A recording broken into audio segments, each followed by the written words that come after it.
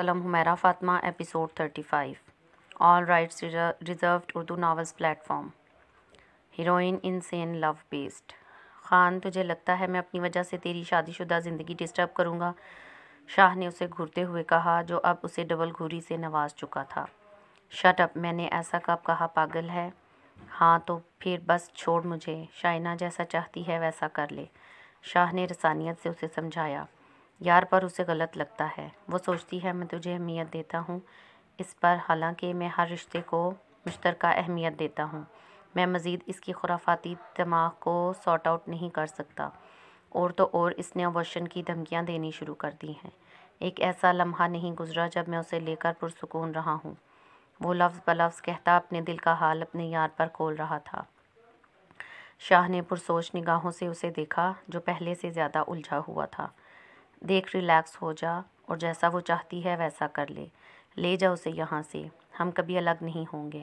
شاہ نے اسے گلے لگاتے تسلی دی تھی۔ اس وقت اپنے دوست کے لیے یہی حل نظر آیا تھا، اور پھر وہی ہوا جیسا شائنہ چاہتی تھی۔ وہ لوگ لندن جا چکے تھے، وقت پر لگا کر اڑا تھا۔ گزرے 5 سالوں میں کافی تبدیلی آ چکی تھی، دونوں کی اسٹڈیز کمپلیٹ ہو چکی تھیں۔ خان اپنی فیملی کے ساتھ لندن میں ہی شفٹ ہو چکا تھا۔ شاہ نے گھر ان کے جانے کے سال بعد ایک ننھی سی پری کی آمد ہوئی تھی جس کا نام انہوں نے اشال رکھا تھا، جو ان کے گھر میں پھول جیسی ہی تھی۔ پر اس عرصے میں جو نہیں بدلا تھا وہ دونوں کی شدید دوستی تھی۔ جیسا شاہ نے وعدہ کیا تھا وہ الگ نہیں ہوں گے۔ دونوں ان سالوں میں بظاہر مل تو نہیں سکے تھے، پر رابطہ ہر وقت بحال تھا، یہاں تک کہ اپنا اپنا بزنس سنبھالتے دونوں نے مشترکہ فیصلے سے اسے مرج کیا تھا، جس سے انہیں بہت فائدہ ہوا تھا کہ بڑے سے بڑا بزنس مین ان کے ٹکر کھڑا نہیں ہو سکتا تھا۔ پاکستان کے سارے معاملات شاہ اور باہر کے مختلف ممالک جا کر ان معاملات خان کے سپرد تھے۔ شاہ آج ایک ڈیل کی وجہ سے لندن جا رہا تھا جہاں دونوں CEO کا ہونا ضروری تھا، اور یہ پروجیکٹ ان کی کمپنی کے لیے بہت فائدہ مند تھا۔ بابا جانی لسن، شاہ کو باہر جاتے دیکھ لان میں کھیلتی ہے شال بھاگتی ہوئی ان تک آئی، شزا بھی اس کے پیچھے بھاگتے اس تک آئی تھی۔ وہ مسکراتے ہوئے اسے گود میں اٹھاتے اس کے ننھے گال چوم گئے۔ کہو بابا کی جان، پیار سے اپنی پری کو مخاطب کیا، آپ جا رہے ہو تو آتے ڈال ہاؤس لانا، اوکے؟ انگلی دکھا کر کنفرم کیا، جس پر اس نے تیزی سے ہاں میں سر ہلایا۔ اور جیا کو زیادہ فری مت کروانا، اوکے؟ اپنی شدت بھری فطرت کے چلتے وہ اپنے باپ کو بھی کسی سے شیئر کرنے کی روادار نہیں تھی۔ وہ بھرپور مسکراہٹ کے ساتھ ہاں میں سر ہلا گئے۔ اسکرین سے دیکھتا وہ شخص نم آنکھوں سے مسکرا دیا، نرمی سے ہاتھ اسکرین پر پھیرا۔ میری ڈال۔ اسکرین کے پار اس شخص کے لب دھیرے سے بڑبڑائے اور پھر اس کے انداز پر لب مسکرائے۔ اوکے میری جان، بابا جائیں؟ انہوں نے پیار سے پوچھا۔ ہاں جاؤ، مجھے مت بھولنا، اوکے؟ ایک آخری یاد دہانی کرواتے وہ گال چومتے گود سے اتر کر بھاگ گئی۔ انہوں نے مسکرا کے شزا کی طرف دیکھا جس نے ہڑبڑی میں تیزی سے فون میں چلتی کال کاٹی، اور مقابل وہ ہڑبڑاہٹ محسوس کر چکا تھا۔ شاہ کے ماتھے پر بل آئے۔ کیوں کال کی تھی آپ نے شزا؟ لہجہ خود بخود سخت ہوا تھا، کہیں نہ ناگواری کی رمق تھی۔ پلیز، اس نے نم آنکھوں سے کہا، آخری بار تھا، آپ کو بھولنا نہیں چاہیے۔ اشال ازلان شاہ کی بیٹی ہے۔ لہجے کا سرد پن محسوس کرتے وہ تیزی سے اس بات میں سر ہلاتے ان کے سینے سے سر ٹکا گئی۔ وہ اسے حصار میں لیتا ساری گائیڈنس دیتے ایئرپورٹ کی طرف گاڑی موڑ گئے۔ اب چھوڑ بھی دے، بچے ہو گئے ہیں تیرے، بچپنا نہیں گیا۔ اس کی فلائٹ نے ایئرپورٹ پر لینڈ کیا تھا اور باہر نکلتے ہی خان اسے دیکھتے اس کے گرد لپٹ گیا۔ سالوں بعد بچپن کے دوست کو قریب دیکھ وہ تھوڑا جذباتی ہو گیا تھا۔ اس کی بات پر مسکراتے ہوئے پیچھے ہوا۔ شاہ نے بغور اسے دیکھا، سفید رنگت سلکی بال پیشانی پر بکھرے، کھڑی ستواں ناک اور شنگرفی لب آپس میں پیوست، اور چہرے پر ہلکی سی داڑھی وجاہت میں اضافہ کر رہی تھی۔ لمبا قد اور چوڑا سینہ اور ہائی نیک کی سلیو سے نکلتے مضبوط توانا بازو جم جانے کی تصحیح کر رہے تھے۔ اب مقابل 18 سال کا لڑکا نہیں بلکہ 23 سالہ بھرپور مرد تھا، جوانی کی سیڑھی پر چڑھتا وجاہت کا پیکر۔ وہ ہلکا سا مسکرایا۔ تو بڑا ہی ہے اب بھی مجھ سے، ہونٹوں کا کنارہ دانتوں تلے دبائے مسکراہٹ سمیت بولا، جس پر شاہ نے سر خم کیا۔ چل مجھے ہوٹل ڈراپ کر دے، پھر فریش ہو کر بچوں سے ملنے آؤں گا۔ اس کی بات پر ساتھ چلتے خان نے مڑ کر اسے دیکھا۔ جس کے چہرے پر مذاق کا شبہ تو کم از کم نہیں تھا۔ میں عمر کا لحاظ بھول کر کان کے نیچے لگاؤں گا۔ شرافت سے چل آیا بڑا ہوٹل میں رہنے والا۔ ہاتھ کا اشارہ دکھاتے خان نے وارن کیا، یار پلیز، تو جس کی وجہ سے پریشان ہے وہ گھر کم ہوتی ہے، چل اب۔ خان نے سر جھٹکتے کہا، جس پر شاہ کے ماتھے پر سوچ کی لکیریں ابھری تھیں۔ میں اس کا کیا مطلب سمجھوں؟ سنجیدہ لہجے میں استفسار ہوا۔ وہیں وہ گڑبڑایا جو جلد بازی میں شاید غلط بات کر گیا تھا۔ مطلب صاف ہے، تو گھر چل رہا ہے میرے ساتھ، اور کوئی بحث نہیں۔ وہ دونوں گاڑی میں بیٹھ چکے تھے۔ اوکے۔ شاہ نے بھی زیادہ بات کو طول نہیں دیا۔ شائنہ تم ابھی نہیں جا رہی ہو کہیں؟ شاہ ویسے تو بچوں کے ساتھ ہی روم میں بیٹھا تھا، پر باہر سے کی جانے والی باتوں کی آوازیں اندر تک آ رہی تھیں۔ وہیں بچے خوشی سے اس کے لائے گئے گفٹس دیکھ رہے تھے۔ میں کیوں کسی کے لیے اپنی پارٹی ڈسٹرب کروں، میں جاؤں گی۔ وہ ہر بات کو نظر انداز کرتے جا چکی تھی۔ وہ تھوڑا شرمندہ سا روم میں داخل ہوا تھا۔ کچھ آرڈر پر منگواؤں یا میرے ہاتھ کا کھاؤ گے؟ اس کے ساتھ بیٹھتے خوش دلی سے پوچھا۔ سب ٹھیک ہے؟ شاہ نے اس کی بات نظر انداز کرتے سوال کیا۔ پہلے ارادہ نہیں تھا، پر اب ضروری لگا۔ ہاں سب ٹھیک ہے، یہ سب نارمل ہے اب تو میرے لیے۔ صاف گوئی سے جواب آیا۔ پوری بات بتا۔ مقابل اب بھی الجھن میں تھا۔ مجھے لگتا ہے میں نے ماضی میں بڑا احمقانہ فیصلہ لیا تھا۔ میں انسان کی فطرت سمجھنے میں چونک گیا، اور اب بچوں کی وجہ سے مجبور ہوں۔ اس کے لہجے میں کرب تھا۔ کم جملوں میں وہ سب کچھ واضح کر گیا تھا۔ شائنہ کی پرائیورٹیز یہاں آ کر چینج ہو چکی تھیں۔ بچوں میں اسے ویسے بھی انٹرسٹ نہیں تھا، تبھی وہ یہاں کی ہو کر رہ گئی تھی۔ پارٹیز، گھومنا پھرنا، یہی سب اس کی ہابیز تھیں۔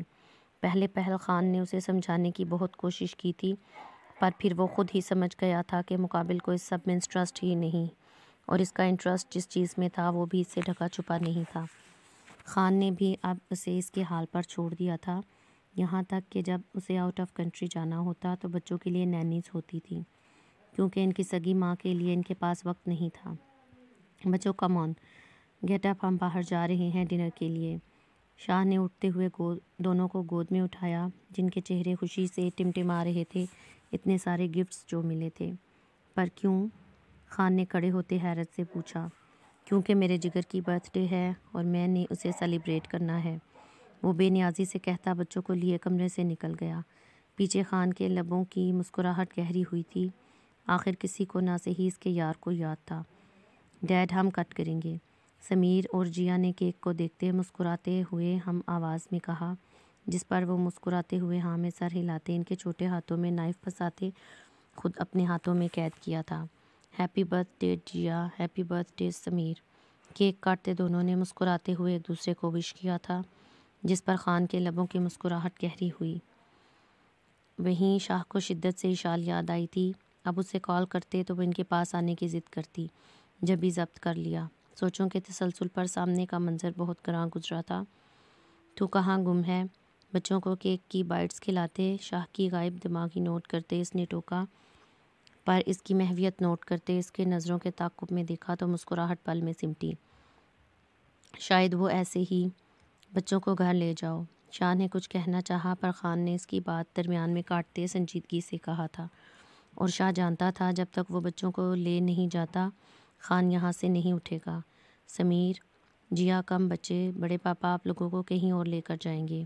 کہاں؟ جیا نے چہکتے ہوئے پوچھا۔ سرپرائز ہے، شاہ نے اسے گود میں اٹھاتے ہوئے جواب دیا۔ سمیر اب خاموشی سے اپنے باپ کے سرد چہرے کو دیکھ رہا تھا۔ وہ چھوٹا بچہ بہت حساس طبیعت کا مالک تھا۔ کم عمری سے ہی وہ لوگوں کے رویے محسوس کرتا تھا۔ جب بھی شائنہ کی عدم دلچسپی محسوس کرتے، وہ ماں سے حد درجہ دور اور باپ سے بے حد قریب تھا۔ ڈیڈ، اس نے نرمی سے پکارا۔ وہ بمشکل مسکرائے۔ جاؤ ڈیڈ کی جان، اور پھر باپ نے کہا تھا جب ہی وہ خاموشی سے چلا گیا۔ ان کے نکلتے ہی خان نے فون نکالتے شائنہ کو فون کیا تھا۔ نظریں سامنے کے منظر پر ٹکی تھیں، جہاں اس کی بیوی اس کے جانی دشمن کے ہاتھ میں ہاتھ ڈالے کافی بے باکی سے بیٹھی نہ جانے کون سے راز و نیاز میں مصروف تھی۔ خان کی آنکھیں شدت سے سرخ پڑتی تیر برسا رہی تھیں۔ کہاں ہو؟ فون چھوٹتے ہی سوال داغا، جہاں مقابل نے جواب نے ضبط کی ساری تنابیں توڑ دی تھیں۔ کتنی مہارت وہ کہہ گئی تھی کہ وہ دوستوں کے ساتھ ہے۔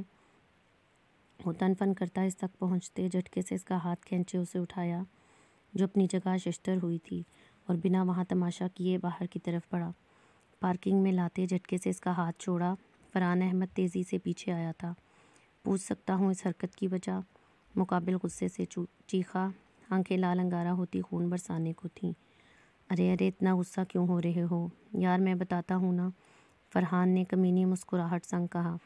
تجھ سے بات نہیں کر رہا ہوں، اپنی بیوی سے کر رہا ہوں۔ خان نے اسے جھٹکا۔ ارے تیری بیوی میری لیلا، کوئی نہیں، گھر کی ہی بات ہے۔ فرحان باز نہیں آیا اور خان کی سرخی مائل نگاہیں اس وجود پر ٹکی تھیں جس کے چہرے پر شرمندگی کی کوئی رمق نہیں تھی، اور حیرت تو یہ تھی کہ اس عورت کو یہ الفاظ گراں بھی نہیں گزر رہے تھے۔ ڈونٹ، انگلی اٹھا کر وارن کیا۔ ارے غصہ کیوں ہو رہا ہے؟ شائنہ مجھ سے پیار کرتی ہے، بس، اور کوئی بات نہیں۔ فرحان کی بات پر اس کی نظریں شائنہ پر ٹکی تھیں۔ وہ کچھ کہے گی، حالانکہ اس عورت سے امیدیں لگانا وہ بہت پہلے چھوڑ چکا تھا۔ سوری، پر یہ سچ ہے، میں تمہیں بتانے والی تھی۔ شائنہ نے آرام سے مقابل کے سر پر بم پھوڑا تھا۔ کب بتانے والی تھی؟ وہ پوری شدت سے دھاڑا۔ وہ ایک پل کو سہمی، پر فرحان کے ہاتھ پکڑنے پر کچھ پرسکون ہوئی۔ وہیں خان جلتی آنکھوں سے یہ منظر دیکھا۔ تمہیں ذرا سی شرم نہیں آئی؟ 2 بچوں کی ماں ہوتے ہوئے یہ سب کرتے؟ مقابل کا لہجہ اب بھی سخت تھا۔ اس کی کیا غلطی؟ اب ایسی بیوی کو گھر اکیلے کون چھوڑتا ہے؟ فرحان کی بات پر وہ چونکا۔ گھر کا یہاں ذکر کیوں کیا تھا؟ کچھ عجیب بات تھی۔ دل تلملایا۔ رسوائی کا منظر آنکھوں کے پردے پر لہرایا تھا۔ ارے بس صحیح سوچ رہے ہو تم؟ اس کے ہونک بنے چہرے کو دیکھتے فرحان نے کہا۔ تمہارے گھر آ چکا ہوں اور کئی راتیں بھی تمہارے گھر گزار چکا ہوں۔ وہ لفظ نہیں تھے، گندگی کا ڈھیر تھا جو اسے اپنے اوپر انڈھیلتے محسوس ہوئے۔ اتنی گری ہوئی پسند نہیں بیوی، اس کے نام سے منسلک عورت اتنی گھٹیا کیسے ہو سکتی ہے؟ ویسے کمال ہے نا تمہارا گھر، تمہارا کمرہ، تمہارا بیڈ، تمہاری بیوی اور راتیں۔ بس مزید کوئی بکواس نہیں، انگلی دکھاتے ٹوکا کیونکہ سننے کی ہمت ختم ہو رہی تھی۔ ارے بکواس نہیں، حقیقت ہے، اور سب سے بڑی حقیقت یہ ہے کہ تمہاری بیوی میرے بچے کی ماں بننے والی ہے۔ یہ انکشاف کافی تھا مقابل کو پتھر کا کرنے کے لیے۔ آنکھیں جلنے لگی تھی۔ تم شائنہ غفار، میں المیر وجدان خانزادہ، اپنے پورے ہوش و حواس میں تمہیں طلاق دیتا ہوں، طلاق دیتا ہوں، طلاق دیتا ہوں۔ فرحان احمد نے پریشانی سے پہلو بدلا، کیونکہ اسے لگا تھا وہ اپنی عزت بچائے گا، اس سے بھیک مانگے گا۔ وہ اسے روتے دیکھنا چاہتا تھا، جو اسے کئی بار شکست دے چکا تھا، مگر وہ رو نہیں رہا تھا، وہ تو مسکرا رہا تھا۔ میں آزاد ہوں اس بے نام رشتے سے۔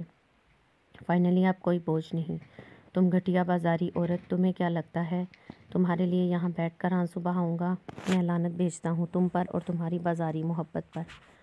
دل ٹوٹا ہوا تھا، پر اس شخص کی آنکھوں سے ایک قطرہ نہیں نکلا تھا، نہ ہی خود کو ٹوٹنے دیا تھا۔ فرحان احمد خاموشی سے اسے دیکھ رہا تھا، جس کے چہرے پر وہ نہیں تھا جو وہ دیکھنا چاہتا تھا۔ وہ ایک تمسخرانہ نگاہ فرحان پر ڈالتے گاڑی لیتے نکل گیا۔ شاہ نے پہلے بچوں کو خوب گھمایا اور جب وہ تھک کے سو گئے تو گھر لے آیا۔ گھر میں شدھ اندھیرا تھا۔ بچوں کو سلائے وہ دوسرے کمرے میں آیا، جہاں کا منظر اپنی حالت پر ماتم کنا تھا۔ ہر چیز ٹوٹ پھوٹ کا شکار تھی، اور بیڈ سے ٹیک لگا کر بیٹھا وہ شخص اور اس کی حالت بھی اسی ٹوٹ پھوٹ کا شکار تھی۔ وہ تیزی سے اس تک آیا تھا۔ خان، کیا ہوا تجھے؟ دیکھ پریشان مت ہو، میں بات کرتا ہوں۔ شاہ، وہ اسے بولتے ہوئے دلاسا دینے لگا۔ جب خان اس کے سینے سے لگتا اسے کہنے سے روک گیا۔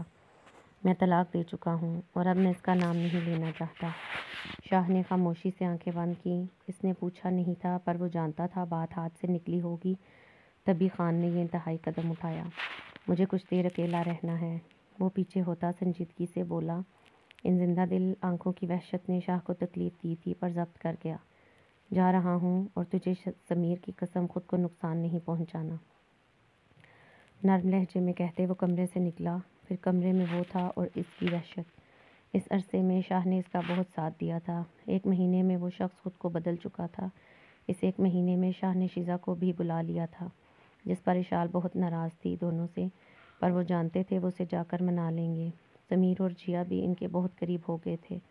سمیر کو تو ویسے ہی ماں کی ضرورت کبھی محسوس نہیں ہوئی، پر جیا شروع میں اسے تنگ کرتی تھی۔ پر سمیر نے جب اس سوال پر اپنے باپ کو خاموش دیکھا تھا، تب سے اس نے جیا کو ڈانٹ دیا تھا کہ وہ ڈیڈ سے یہ سوال نہ کیا کرے۔ یوں ہی گزرے سالوں میں جب وہ سمجھدار ہوئے تو وہ انہیں حقیقت سے آگاہ کر چکے تھے۔ پہلے تو شائنہ کبھی نہیں آئی، پر جب اس نے پھر سے جیا سے تعلقات بحال کیے تب تک وہ اتنے سخت دل ہو چکے تھے، سرے سے اسے نظر انداز کر کے۔